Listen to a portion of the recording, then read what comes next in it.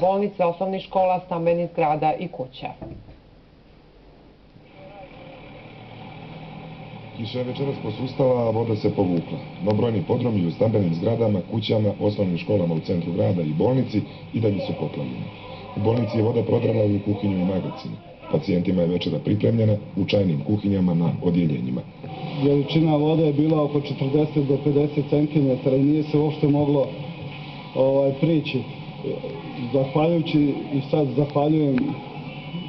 zahvaljujem na velikoj pomoći vatrogasnoj jedinici koja je brzo reagovala i došla sa svojom opremom i hrabrim ljudima koji su omogućili da se jedina količina vode odstrani i drugim našim radnicima koji su bili ovde i koji su omogućili da se bar koliko toliko ova havarija, ublaži.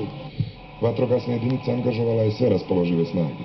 Od ranih popodnevnih sati 35 vatrogasaca sa 5 pumpi, pored bolnice vodu crpe iz osnovnih škola, podruma stambenih zgrada, ali i brojnih trgovinskih i ugostiteljskih objekata u gradu. U onom momentu, onom naletu oko 16 časova, vrlo teško je bilo odgovoriti sa našom odgovarajućom tehnikom, ali kako se vrijeme odmicalo i polako su padavine se stišavaju, već smo uzeli pod kontrolom. Tako da ima još jedno 20-ak objekata podruma gdje nismo uspjeli da dođemo, ali nadam se da ćemo u toku noći to odraditi.